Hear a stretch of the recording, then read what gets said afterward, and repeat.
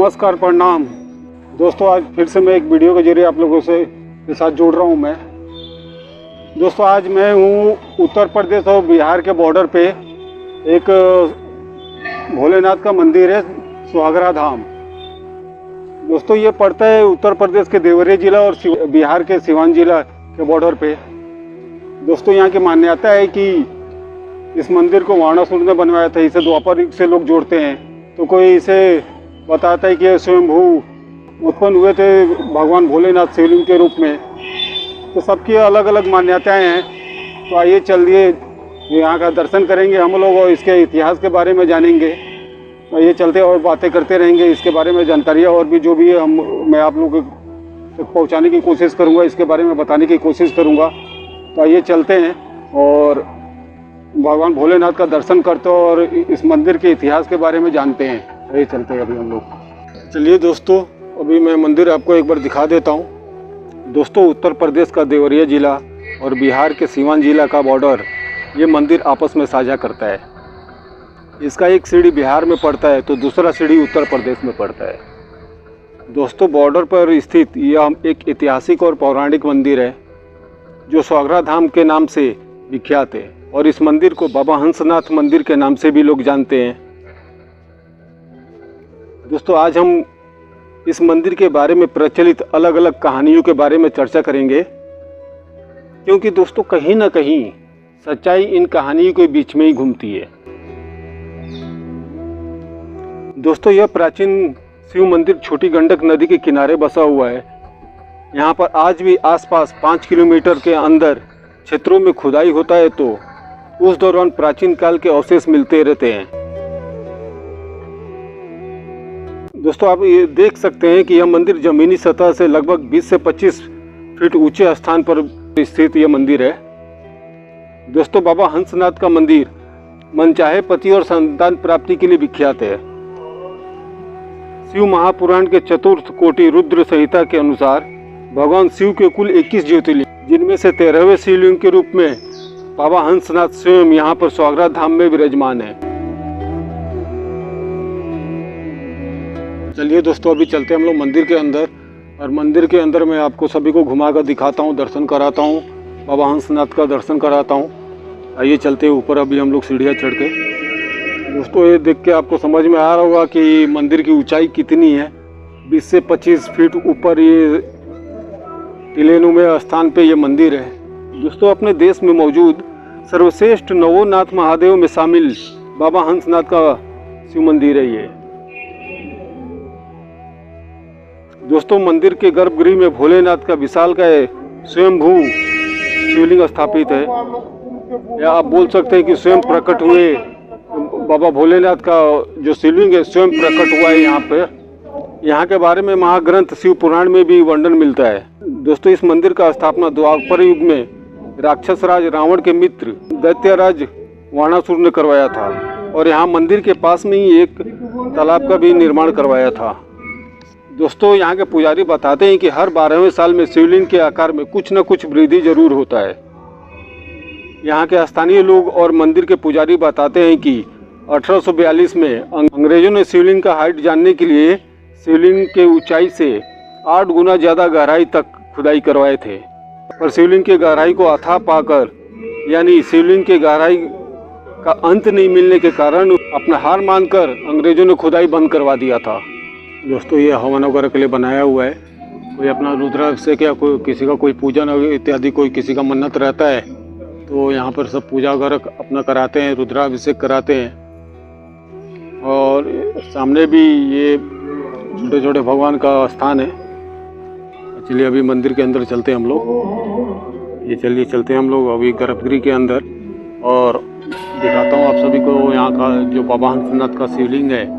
बहुत ही विशाल रूप में यहाँ पर बाबा हंसनाथ विराजमान है। तो दोस्तों बताया जाता है कि ये 8 फीट से ऊपर है, 8 फीट से बड़ा है और 2 से 3 फीट चौड़ा है। लेकिन दोस्तों जब अंग्रेजों ने खुदाई किया था गहराई का था नहीं मिला, मतलब इस शिवलिंग से 8 गुना ज़्यादा तक खुदाई किए, उससे भी ज़्यादा खुदाई किए तो शिवलिंग का जो अंत लास्ट होता है वो नहीं मिला। खुदाई कर रहे थे नहीं मिला। लास्ट में थक कर अंग्रेजों ने अपना हार मानकर ये खुदाई बंद करा के चले गए।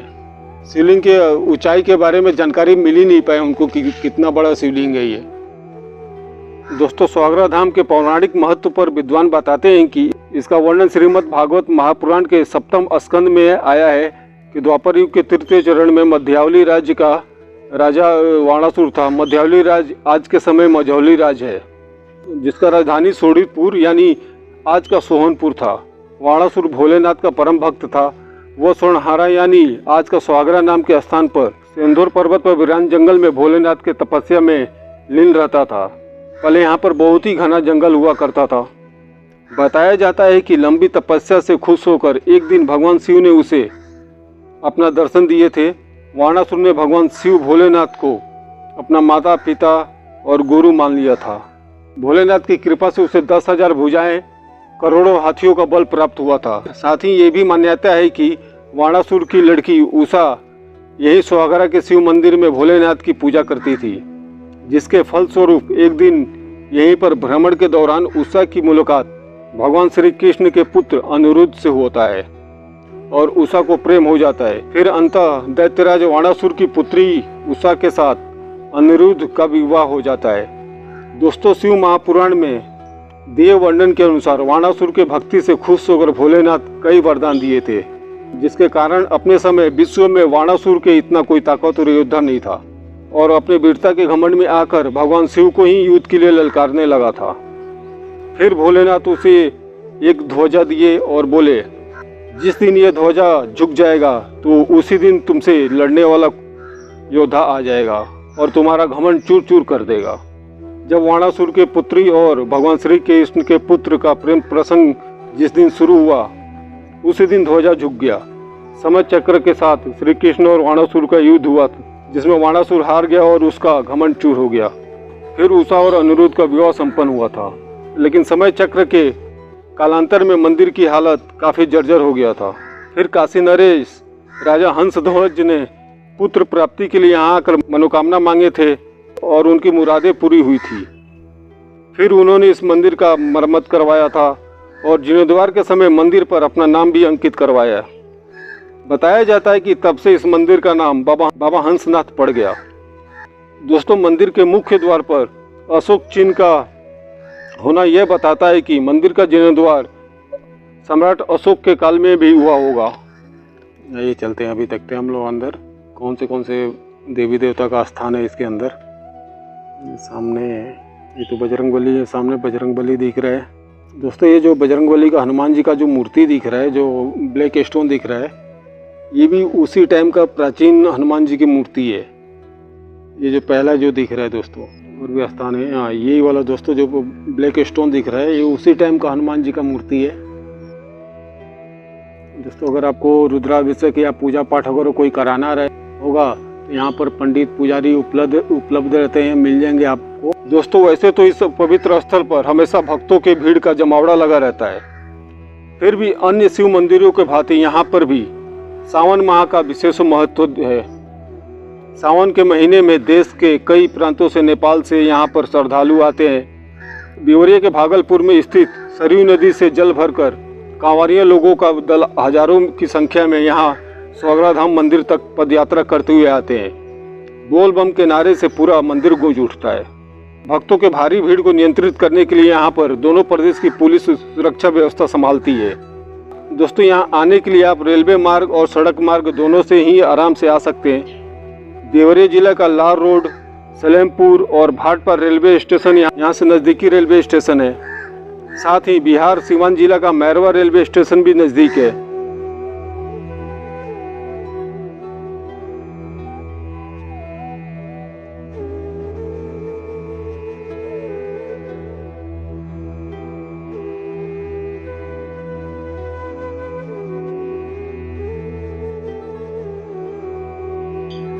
ये दोस्तों, अभी मैं दिखाता हूँ। ये पहला जो सीढ़ी, जिस सीढ़ी से हम लोग चढ़े ऊपर मंदिर के अंदर गए दोस्तों, तो वो सीढ़ी पड़ता है बिहार में। और मैं ले चल के दिखाता हूँ अभी आपको कौन सा सीढ़ी उत्तर प्रदेश में पड़ता है। ये चलता हूँ, दिखाता हूँ। अब मंदिर के बाहर आपको प्रसाद वगैरह, खिलौने के, कपड़े, फल फ्रूट और पूजा करने का सामान वगैरह सब मिल जाएगा। दुकानें चारों बगल है, मंदिर के चारों बगल दुकानें हैं। प्रसाद वगैरह की सब दुकानें हैं। आप अपने इच्छा अनुसार जो मनो इच्छा हो आप प्रसाद वगैरह ले सकते हैं। जैसा पूजा करना चाहें आप कर सकते हैं। जलाभिषेक करने के लिए, दूधाभिषेक करने के लिए आप यहाँ से लोटिया वगैरह ले सकते हैं, दूध भी ले सकते हैं। दोस्तों यही सीढ़ी, ये जो सीढ़ी है दोस्तों पड़ता है उत्तर प्रदेश में। देखिए दोस्तों ये सीढ़ी उत्तर प्रदेश में पड़ता है।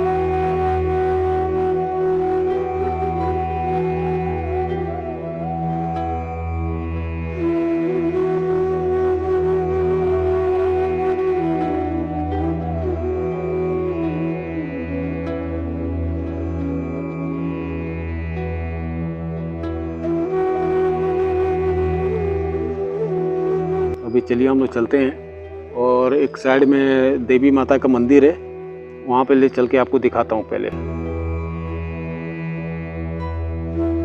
देखिए ये माँ भवानी का एक छोटा सा मंदिर है।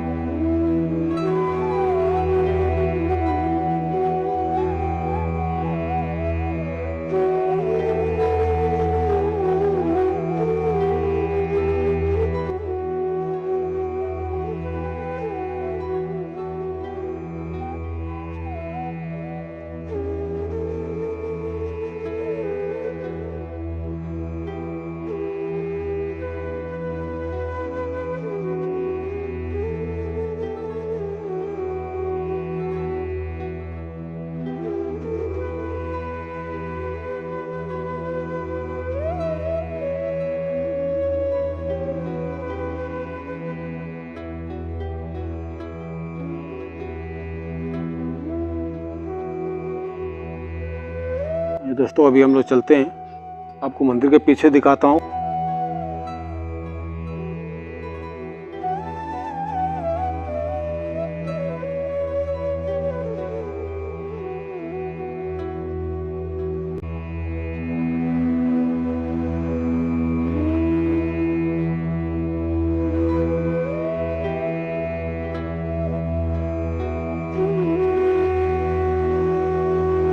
दोस्तों ये यज्ञ कुंड है। जब यहाँ पर यज्ञ वगैरह किया जाता है, यज्ञ वगैरह का जब आयोजन होता है तो यहीं पे यज्ञ का कार्यक्रम जो भी रहता है तो किया जाता है। यज्ञ कुंड है यहाँ पर, इसके अंदर है यज्ञ कुंड है।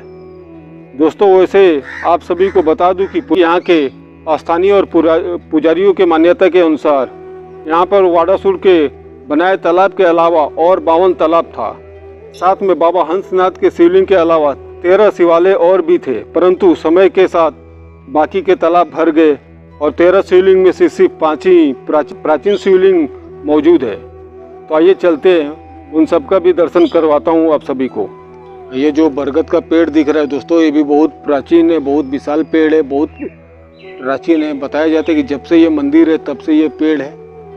तो समय के अनुसार टूटता रहता है, फिर निकलता है, इसमें से डाली वगैरह टूटते रहती है, निकलते रहता है। बहुत विशाल है, बहुत घना हुआ करता था उस टाइम पे। तो आइए दोस्तों चलते हैं अभी हम लोग, और जो यहाँ पे उस टाइम के द्वापर युग के टाइम के और भी शिवालय हैं, शिवलिंग है, उसका भी दर्शन करते हैं। अब मैं आपको बताता हूँ, अगर आप भी आना चाहें तो कैसे वहाँ पर आ सकते हैं और कितने दूर में पड़ता है।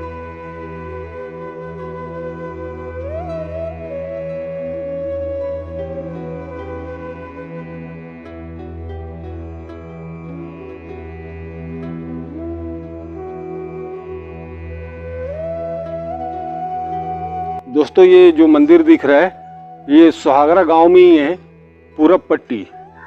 दोस्तों इस जगह को पूरब पट्टी बोला जाता है। तो पूरब पट्टी में ही ये शिवलिंग मंदिर है, ये शिव जी का मंदिर है। तो चलिए अंदर चल के हम लोग देखते हैं और सच्चाई जानने की कोशिश करते हैं कि उस टाइम में है कि क्या सच्चाई है यहाँ की। बताया जाता है कि ये भी प्राचीन, ये इस शिवलिंग को कहीं से लाया नहीं गया है, यहीं पर मौजूद है पहले से ही। और कितने सदियों से, कितने जन्मों जन्मांतर से, कितने पीढ़ी चली गई, तब से यहीं पर उस टाइम से भी लोग यहीं पर देखते आए हैं शिवलिंग को। शिवलिंग कोई लाकर कहीं से स्थापना नहीं किया गया इस शिवलिंग को। ये देखते हैं नज़दीक से हम लोग। दोस्तों इस शिवलिंग का भी पत्थर देख के यही लगता है जैसे जो अभी बाबा हंसनाथ के मंदिर का शिवलिंग है, सेम वैसे ही लग रहा है। जो जिस प्रकार का वो पत्थर है उसी प्रकार के ये भी पत्थर है। देख के तो ऐसे ही संभवतः ऐसे ही लग रहा है कि ये भी बहुत ही प्राचीन शिवलिंग है, लेकिन यहाँ के बारे में ज़्यादा लोग नहीं जानते हैं। कुछ ही गिने चुने लोग जानते हैं इन सब के बारे में। जो यहाँ के विद्वान हैं, जो पुराने हैं, वो लोग जानते हैं। उन्हीं लोग के द्वारा मुझे ये सब के बारे में मालूम पड़ा। तो ये पूरब पट्टी में ये शिव जी का मंदिर पड़ता है, जो पहला है। ये भी प्राचीन है, उसी टाइम से इसको जो उसी के साथ बाबा हंसनाथ के साथ ही इन सबको भी जोड़ा जाता है कि उस टाइम से है, लेकिन इन सब का कोई ऐतिहासिक रिकॉर्ड नहीं मिला। परंतु जो यहाँ के विद्वान हैं, वो उनके द्वारा मुझे जानकारी मिला। बहुत ढूंढने के बाद ये सब पूरा मंदिर के बारे में मालूम पड़ा। तो मैंने सोचा कि चलिए आप सभी का भी दर्शन कर, आप लोगों को भी मालूम रहना चाहिए कि बाबा हंसनाथ के मंदिर के अलावा और भी यहाँ पे शिवालय और भी शिव जी का मंदिर है। तो ये अभी पहला हो गया, और लेके चलता हूँ अभी मैं दूसरे जगह पे आपको। अभी दूसरे शिवालय पे चलते हैं जहाँ पे दूसरा शिवलिंग है। तो ये चलते हैं अभी हम लोग। आप लोग एक बार ये जगह देख लीजिए कि आप भी कभी यहाँ पर आते हैं तो घूमकर ये भी और भी 5 शिवलिंग का दर्शन कर सकते हैं। तो एक बार देख लीजिए आप लोग कहाँ पे ये पूरब पट्टी पड़ता है। सुहागरा धाम में, गांव में ही शिव मंदिर सुहागरा पूरब पट्टी सामने देख रहे हैं ना।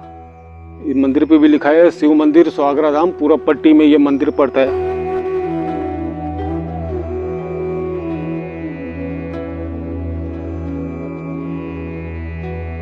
और ये स्थान जो दिखा रहा हूँ मैं, ये दूसरा स्थान है दोस्तों।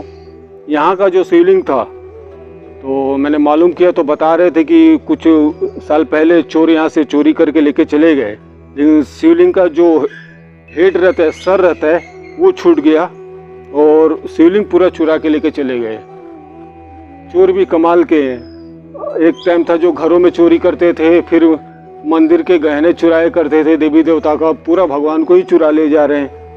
अब आपको लेके चलता हूँ मैं दोस्तों तीसरे जगह पे। ये भी यही सुहागरा धाम जो पूरब पट्टी गांव है वहीं पर है, पूरब पट्टी गांव में ही है। ये 3 स्थान सुहागरा के पूरब पट्टी मोहल्ले में ही मिलेगा आपको। यहाँ के बारे में भी बता दूँ आपको दोस्तों, इस शिवलिंग को चोर चोरी करने आए थे, चुराने की कोशिश कर रहे थे पर चुरा नहीं पाए। चुरा कर नहीं ले जा पाए तो उन्होंने गुस्से में कुदाल होता है जो दोस्तों, जो कुदाल से शिवलिंग के ऊपर मार के शिवलिंग का एक साइड का हिस्सा तोड़ दिए। अभी देख रहे हैं ना दोस्तों, यहाँ पर साइड का हिस्सा टूटा हुआ है। जो चोर आए थे चोरी करने के लिए तो चुरा नहीं पाए थे, फिर उन्होंने गुस्से में कुदाल से मारकर तोड़ दिया था। तो ये भी खंडित हो गया हुआ है। तो खंडित मूर्ति पे या शिवलिंग में पूजा नहीं किया जाता है, तो यहाँ पे नहीं होता है।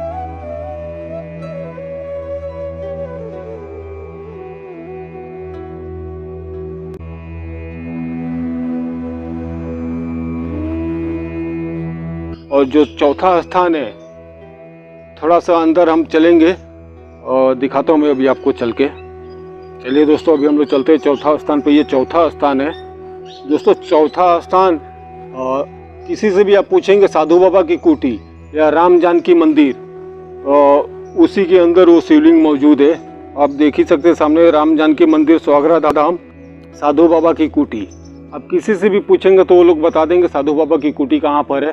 तो आप वहाँ पर आके ये दर्शन कर सकते हैं। और साथ ही इसके अंदर आपको राम जानकी दरबार का भी दर्शन करने का सौभाग्य प्राप्त हो जाएगा, और साथ में पवन पुत्र हनुमान जी का भी दर्शन करने का सौभाग्य आपको प्राप्त होगा।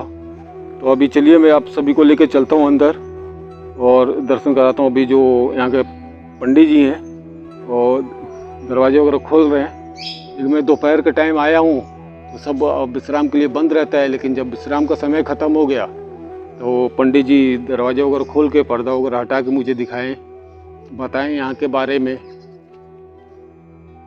तो ये अभी हम लोग जैसे अंदर एंट्री कर रहे तो सामने ही राम जानकी दरबार है, जिसमें राम लक्ष्मण सीता जी और ठाकुर जी विराजमान है।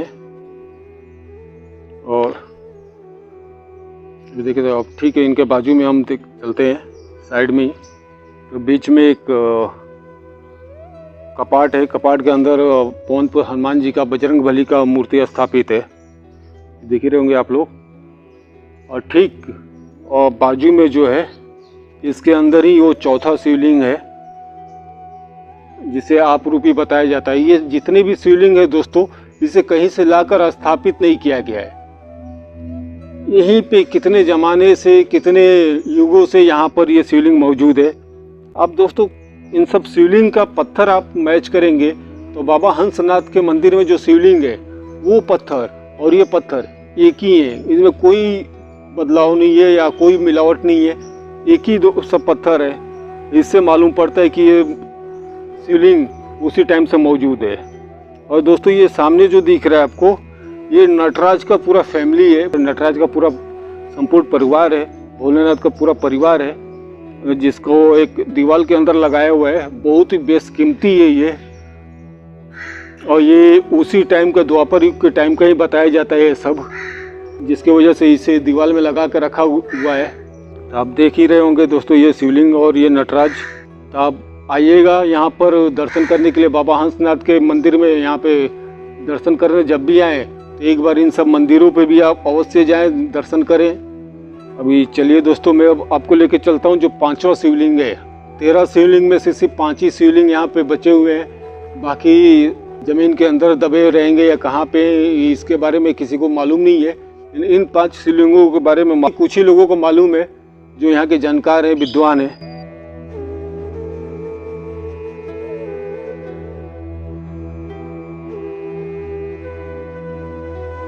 तो ये दोस्तों ये 5वां शिवलिंग है। जब हम स्वागरा मंदिर से निकलकर और जो रावत पार के लिए रास्ते पे आते हैं तो एक करमुआ गांव पड़ता है, करमुआ का बांध पड़ता है। तो हम उसी बांध पर आएंगे। बांध पर कुछ 500 मीटर जब हम चलेंगे तो लेफ्ट साइड में हम खेत में देखेंगे एक मंदिर है। तो यही उसी मंदिर में ये शिवलिंग, ये 5वां शिवलिंग है। तो चलिए अभी मैं मंदिर के अंदर चलता हूँ और दिखाता हूँ आपको। आप देखकर समझ जाएंगे दोस्तों कि कितना प्राचीन ये शिवलिंग है, कितना प्राचीन ये शिवालय है। दोस्तों ये देखिए नंदी, कितने छोटे से प्यारे से नंदी हैं। और पत्थर जो है नंदी का बहुत पुराना और प्राचीन होने के वजह से पत्थर भी झड़ते हैं, गलते हैं, यानी पत्थर घस जाते हैं, निकल जाते हैं। तो देख रहे हैं कितना छोटा सा यहाँ पर नंदी स्थापित है और इसके अंदर वो शिवलिंग है। तो चलिए अभी मैं दिखाता हूँ। यहाँ के भी शिवलिंग का जो पत्थर है उससे भी आप मैच करिए। जो बाबा हंसनाथ के मंदिर में जो शिवलिंग है उससे आप मिलाएंगे तो किसी में कोई फर्क नहीं है, एक ही पत्थर है सब। तो इससे दोस्तों ये मालूम पड़ता है कि ये शिवलिंग भी सब उसी टाइम के हैं, उसी समय के हैं सब, उसी समय स्थापित किया गया रहेगा। किसके द्वारा स्थापित किया गया है इसके बारे में कोई स्पष्ट जानकारी नहीं है कि मैं बता पाऊँ। ये शिवलिंग देख ही रहे हैं आप दोस्तों, जो जमीन में नीचे गड़ा हुआ है, जमीन में काफ़ी नीचे तक है ये भी शिवलिंग। देख लीजिए दोस्तों, आपको जब भी मौका मिले, जब भी समय मिले तो एक बार ज़रूर आइएगा बाबा हंसनाथ के नगरी में और दर्शन करिएगा, जलाभिषेक करिएगा और साथ में इन 5 स्थान को भी ज़रूर घूम के देखिएगा। दोस्तों इन सब शिवलिंग के बारे में, इन सब मंदिरों के बारे में कोई स्पष्ट जानकारी किसी को नहीं है कि किसके द्वारा यहाँ पर स्थापित किया गया था। जो ये शिवलिंग का पत्थर है ये समझ में आता है कि उसी टाइम का है ये, या एक ही समय का है, तो एक ही पत्थर है सब। अगर पत्थर आज के टाइम पे कहीं नहीं मिलते, ना दिखते हैं, तो ये समझ में आ रहा है दोस्तों कि ये सब मंदिरें भी प्राचीन है। बाबा हंसनाथ का जो शिवलिंग है बहुत विशाल है और वहीं से जुड़ी सारी कहानियाँ हैं। अगर मुझे कुछ जानकारी मिलेगा या दोस्तों आप लोगों को इन 5 स्थान के बारे में कोई जानकारी होगा आप लोगों के पास, तो मुझे कमेंट में ज़रूर बताइएगा। वहाँ की कहानी ज़रूर मुझे शेयर कीजिएगा कि इन 5 मंदिर में शिवलिंग की स्थापना किसके द्वारा की गई थी, कैसे हुआ था। ये सब देख के तो यही लगता है कि उसी टाइम का ये भी शिवलिंग है।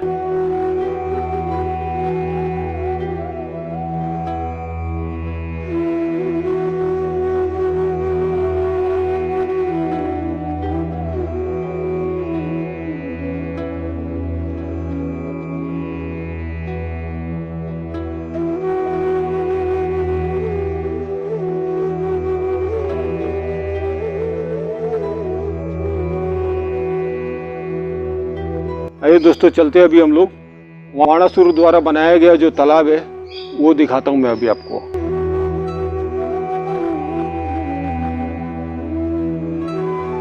ये देख रहे हैं दोस्तों, ये इसी तालाब के बारे में मैं बात कर रहा था। पोखरा भी कहा जाता है, तालाब भी कहा जाता है, जहाँ पे जैसी भाषा है उस भाषा में बोला जाता है। दोस्तों इस तालाब का, पोखरा का निर्माण वाणासुर ने ही करवाया था। वाणासुर ने ही उस समय करवाया था, साथ में जिस समय मंदिर का जीर्णोद्धार करवाया था उसी समय तालाब का, पोखरे का निर्माण करवाया था साथ ही में ही। तो अब देख ही रहे हैं दोस्तों कितना बड़ा है। और मैं घुमा के आपको एक बार दिखाता हूँ चारों बगल से। आपको टीले वगैरह दिख जाएंगे कि यहाँ पे पहाड़ी थी पहले, बहुत पहले पहाड़ वगैरह था, जंगल था, वीरान था। तो पहाड़ के कुछ अवशेष अभी सिर्फ बचे हुए हैं, छोटे छोटे टीले के रूप में है। तो ये सामने जो दिख रहा है दोस्तों, ये सब छोटा टीला है, पहाड़ का कुछ अवशेष ही बचे हैं सब घर बनाने के लिए, खेती वगैरह के लिए। समय के साथ पहाड़ लोग तोड़ते गए, तालाबें भर दी। दोस्तों बताया जाता है कि वाणासुर की राजधानी शोणितपुर यानी सोहनपुर से 2 से 3 किलोमीटर उत्तर साइड में एक कोठा नाम का गांव है, जहां पर आज भी एक टीला है। बताया जाता है कि वहां पर वाणासुर का किला मौजूद था और वहां पर भी एक तालाब है। हम वहां पर भी चलकर देखते हैं कि सच्चाई क्या है। तो आइए दोस्तों चलते हैं हम लोग वहां पे, वहां के बारे में भी जानते हैं।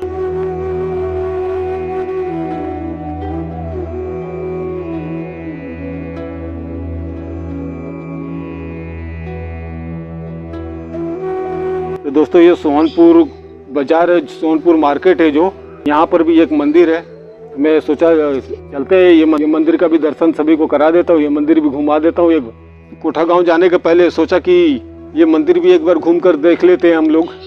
तो चलिए एक बार हम लोग घूम के देख लेते हैं, फिर हम चलेंगे कोठा गांव में जहाँ पर वाणासुर का किला है। आइए चलते हैं अभी हम लोग एक बार मंदिर घूम लेते हैं। और यहाँ पर भी तालाब है जिसमें कमल के फूल खिलते हैं, कमल का फूल रहता है।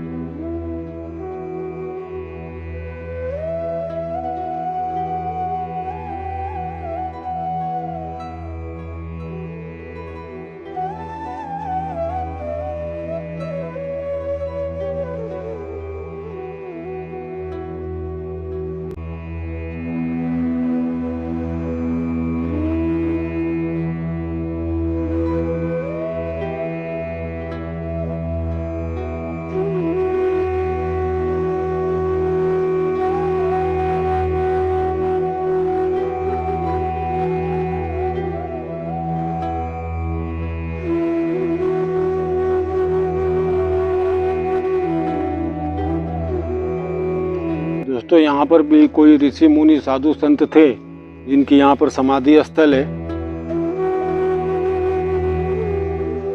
और मंदिर के बाहर जो यहाँ के साधु संत सन्यासी थे उनकी मूर्ति लगी हुई है, मूर्ति रखा हुआ है, उनका मूर्ति है। और मंदिर के सामने ही, और देख सकते हैं आप लोग, ये मंदिर के सामने ही उनका समाधि स्थल भी है। अब यहाँ के बारे में मुझे कुछ जानकारी नहीं है और मैंने किसी से पूछा भी नहीं यहाँ के बारे में। एक बार घूम के देख लेते हैं और फिर हम निकल पड़ेंगे कोठा गांव में वाणासुर का किला देखने के लिए।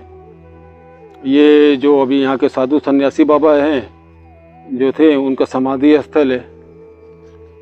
एक बार मैं आपको सोहनपुर मार्केट दिखा देता हूँ, बाहर से सोहनपुर गांव दिखा देता हूँ। ये देखिएगा, चलिए मैं इसके बाहर दिखा देता हूँ अभी मैं सोहनपुर, और फिर चलते हैं हम लोग कोठा गांव में।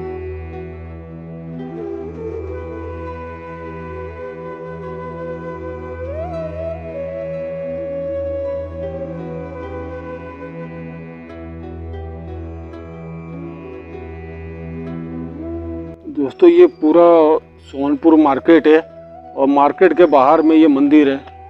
अगर आपको कभी आना हो तो एक बार ज़रूर यहाँ पर भी आके आप दर्शन कर लीजिएगा, माथा टेक लीजिएगा और फिर यहाँ से आप कोठा गांव चले जाइएगा आराम से। तो चलिए अभी हम लोग ये पूरा मार्केट देख लिए। सोहनपुर मार्केट है, बहुत बड़ा मार्केट हो गया हुआ है आज के समय में। और इसे ही सोडितपुर कहते थे उस समय में। यही वो सोडितपुर है जो आज के समय में सोहनपुर हो गया है। जिस जगह के बारे में वर्णन किया गया है ग्रंथों में सोडितपुर, तो सोडितपुर का नाम बदलकर सोहनपुर हो गया है।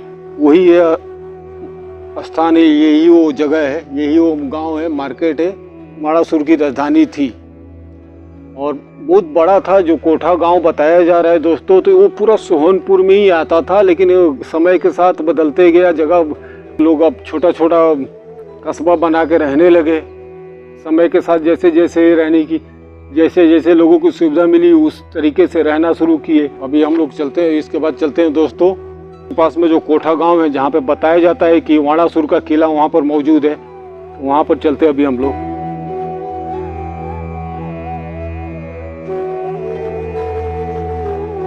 दोस्तों कोठा गांव में जब आएंगे तो लास्ट में जब जाएंगे तो वाणासुर का किला है। यही देखिए दोस्तों, ये किला है। चलिए अभी यहाँ के एक स्थानीय व्यक्ति हैं, उनसे पूछा तो बोले कि चलो बाबू आपको मैं दिखाता हूँ घुमाकर। ये वो स्थान है, इसे ही किला बताया जाता है।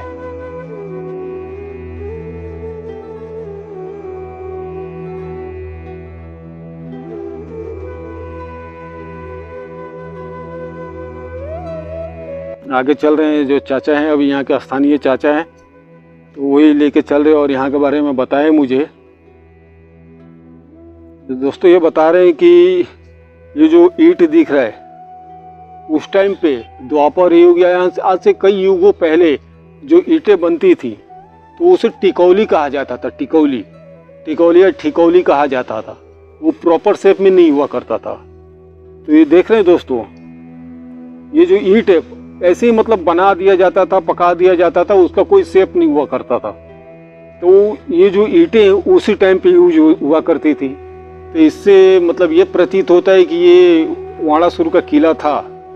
और बताते हैं कि कुछ साल पहले जब यहाँ पे खुदाई हो रही थी तो 3 फीट चौड़ा दीवार मिला था। दोस्तों 3 फीट चौड़ा दीवार आज के समय में तो नहीं, लेकिन जो हमारे पूर्वज थे, पूरे हमारे दादा परदादा के समय में भी 3 फीट चौड़ा दीवार नहीं बनता था। ये तो दीवारें तो उसी टाइम पे द्वापर युग सतयुग उस समय में ही इतनी मोटी मोटी दीवारें बनती थी कि हमला हो या कुछ आक्रमण हो तो दीवार कोई तोड़ना चाहे तो वो दीवार टूटे नहीं, इसलिए उतनी मोटी मोटी दीवारें बनाई जाती थी। तो ये टिकौली देखकर ये समझ में आ रहा है दोस्तों कि ये वाकई में बहुत प्राचीन स्थान था यहाँ पर। और यहाँ पर पुरातत्व विभाग वाले आए थे जब खुदाई हो रही थी, दीवार मिला तो पुलिस को खबर किया गया। पुरातत्व विभाग वाले आए, यहाँ के बारे में जांच पड़ताल कर रिपोर्ट ले गए, रिपोर्ट सबमिट किए हैं। यहाँ के जो अवशेष मिल रहे हैं, इस अवशेष से यही प्रतीत हो रहा है कि ये उस समय का है और ये वाणासुर का किला है। इसलिए ग्रंथ में भी यहाँ के बारे में वर्णन है, तो इससे ये लग रहा है कि यही वाणासुर का वो किला है। और दोस्तों ये बताते हैं कि ये जो पेड़ है, ये भी पेड़ उसी समय का है। बहुत प्राचीन ये पेड़ है, बहुत बड़ा खोखला है इस पेड़ के अंदर। बता रहे थे कि ये इसके अंदर 5 आदमी आराम से बैठ सकता है, खड़ा हो सकता है। इसके अंदर इतना बड़ा खोखला है।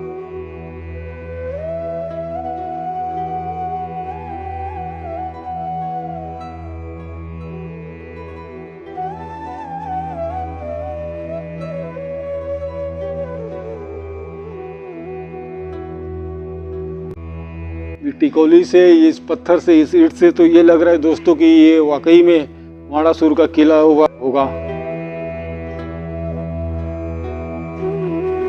काफी साल पहले यहाँ पर खुदाई की गई थी तो ये दीवार मिला था, 3 फीट चौड़ा दीवार मिला था। तो लोग, यहाँ के लोग जो गांव वाले हैं, बहुत आश्चर्यचकित हुए थे। उसके बाद से उन्होंने पुरातत्व विभाग को और मीडिया वालों को बताया, तो मीडिया वाले आए थे, पुरातत्व विभाग आया था, तो यहाँ के बारे में कुछ सैंपल लिए, जानकारी इकट्ठा किए और अपना रिपोर्ट सबमिट किए कि ये वाणासुर का किला है। किसी राजा महाराजा का बहुत प्राचीन किला है ये। लेकिन इससे भी ये प्रतीत होता है दोस्तों कि जिस ग्रंथ में, जिस महापुराण वगैरह में, जिस महाग्रंथ में वर्णन किया गया इस जगह के बारे में, स्थान के बारे में, ठीक उसी तरीके से अवशेष मिलते रहते हैं आज भी। आसपास के एरिए में, आसपास के जगहों में खुदाई होती है तो अवशेष मिलते रहते हैं। अब चलिए दोस्तों बताते हैं कि यहाँ पर एक तालाब था, वो उसी समय का ना भर गया, धीरे धीरे भर रहा है। तो वो तालाब को भी दिखाता हूँ। बताते हैं कि ये किले के पास में भी एक तालाब था, बाणासुर का ही तालाब था ये भी। तो दिखाता हूँ मैं दोस्तों। यहाँ पे भी वही टिकोली जैसा ईंटें वगैरह मिली हैं।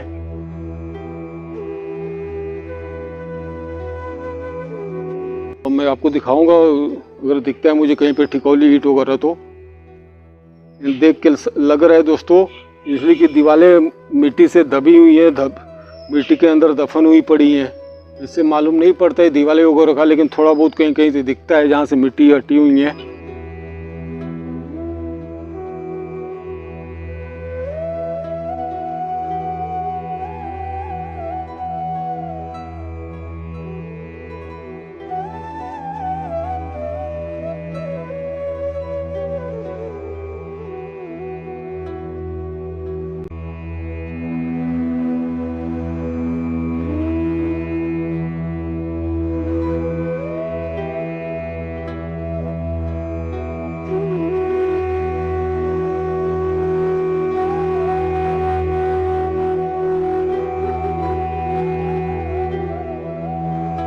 और दिखाता हूँ दोस्तों, ये देख रहे हैं ना, ये देखिए ये ठिकौली है, ये भी ठिकौली है उसी समय का। यहाँ पे जो बहुत बड़ा तालाब था, तालाब का जो दीवार था, नहाने वगैरह के लिए जो जाते थे, स्नान करने के लिए जो यूज किया जाता था या पानी के लिए यूज किया जाता था, बहुत मोटी दीवारें देखकर गए जिसकी वजह से पानी रुके फिर उसका इस्तेमाल किया जाता था।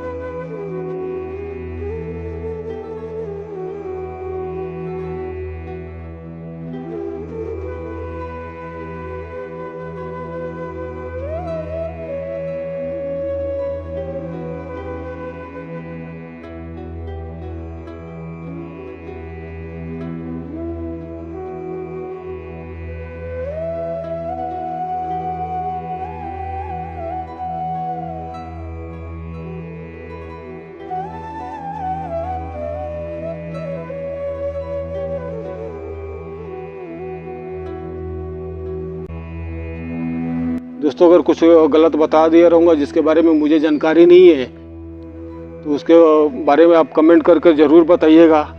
और ये ज़रूर बताइएगा दोस्तों, अगर आपको उन 5 शिवलिंग के बारे में अगर कोई जानकारी हो आपके पास तो ज़रूर मेरे साथ शेयर कीजिएगा दोस्तों, कि मुझे भी मालूम पड़े कि वो 5 शिवलिंग किसके द्वारा स्थापना किया गया था, किसके द्वारा स्थापित किया गया था। अगर उसके बारे में आप लोगों में से किसी के पास जानकारी हो तो ज़रूर शेयर कीजिएगा मेरे से दोस्तों, कमेंट द्वारा बता दीजिएगा कि ये शिवलिंग का स्थापना ऐसे किया गया है।